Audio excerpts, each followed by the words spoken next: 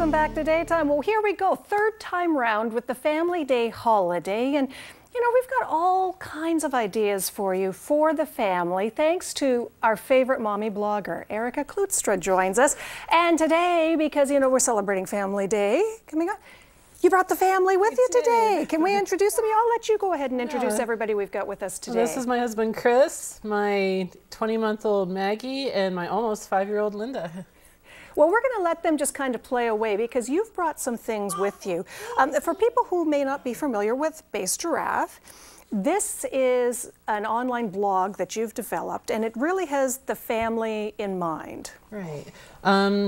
My main focus is reviewing family-friendly products, mainly kid products, where mainly stay-at-home moms send me something they've made, and I write my honest opinion of what I think about it and test it out with my kids. And I was going to say, you've got the best test pilots here that you could ask for to be able to sit down and find out, you know, go right to the experts to find out what works and what doesn't. So I ask you to come up with some of your favorites, some ideas, you know, for Family Day, some great products that you've come across that are great for our families. If Linda wants to hand me her little friend, her Nightmare Nibbler. This is called the Nightmare Nibbler. It was invented by a mom who now lives in London. Her son was having bad dreams, and she needed to find a way so he would sleep so they can sleep, basically. I know the feeling. And I was excited because Linda is at the age where she's having night terrors. And basically the concept is he sleeps with you and he eats your dreams. He likes to eat your dreams. And there's a little poem that comes with it. His name is Norbert, and he's the first Nightmare Nibbler. He was sent to Earth from the Nightmare Nibbler Nation to come and eat your yummy, bad, scary dreams. Wow. You know what?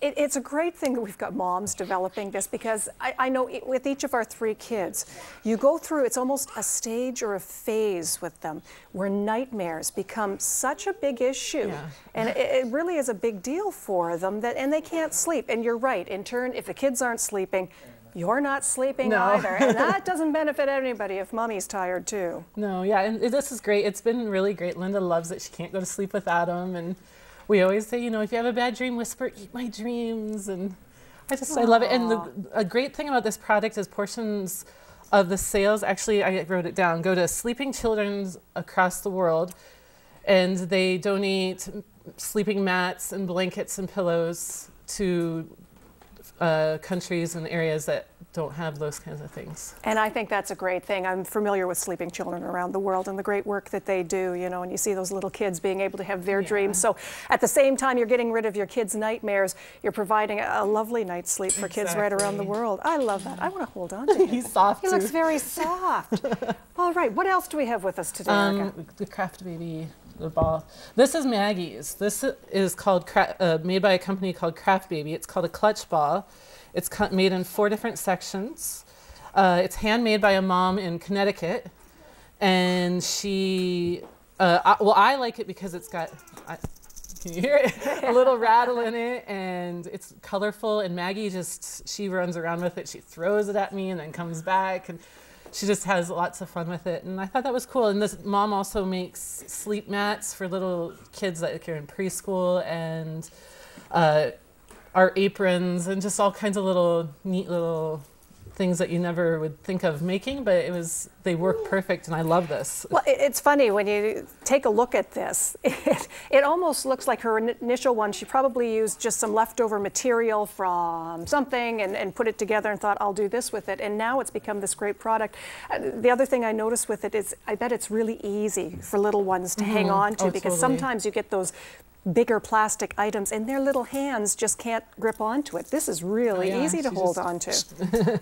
And I love the colors on that too. Yeah, it's so bright. You know, you said the magic word when you were just talking. You know, it was developed by a mom in Connecticut. I can't tell you when the kids were little how many times I thought, I wish I had. I wish there was somebody who would put together. I wish that somebody had. Really, you've got all those ideas, and if you've got the time to sort of develop it and put it out there for people, people will find it. Oh yeah, totally. And it must make you feel good too to know that when you're coming across these products and promoting them for these other moms, you're helping to promote that, you know, independent business person. Exactly. That's one of my goals with Bass Giraffe Thoughts, is to help those work-at-home moms and other smaller companies just to get their words out, because you can't find them in the big stores. So. Well, and I know for you, you said it, every day it's kind of like Christmas at the Klooster home, because you never know who's walking up the aisle and what the girls get to play with next. So I know you brought some books with you too, and I think for Family Day, that's probably going to be one of the favorite activities, is sitting around with the kids and reading some good books too. Yes, this is a new book series coming out called Super Sprouts. Basically what happened is lightning hit this greenhouse and the vegetables became superheroes, and the superhero powers relate to their health benefits for us. So like Brian Broccoli, he is strong. And there's Colby Carrot, he has super sight.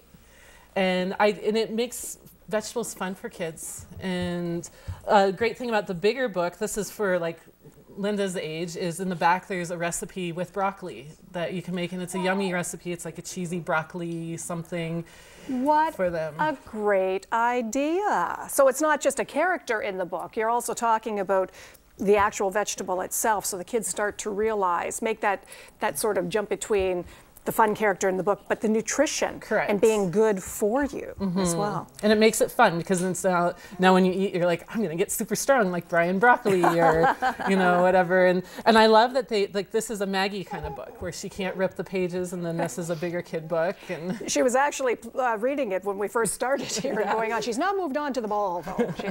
She's keeping active with that and having a lot of fun with Dad. But and then when you mentioned, like Linda said, that I am Brian Broccoli, I saw the eyes turn up with that. So that's obviously her book. Yeah, she loves that book.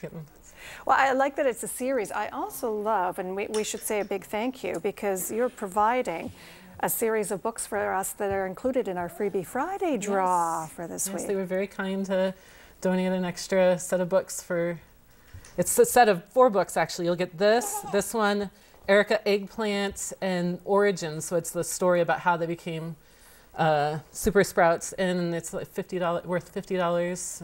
That's amazing. That's terrific. Well, you know, for people who are looking for things for their kids, bassgiraffethoughts.com is where you go, and Erica and her family have already tried it out for you, tried and true, and you give a very honest opinion on what's all on the site. Thanks for joining us. Thank you to the whole Klooster family for joining us today.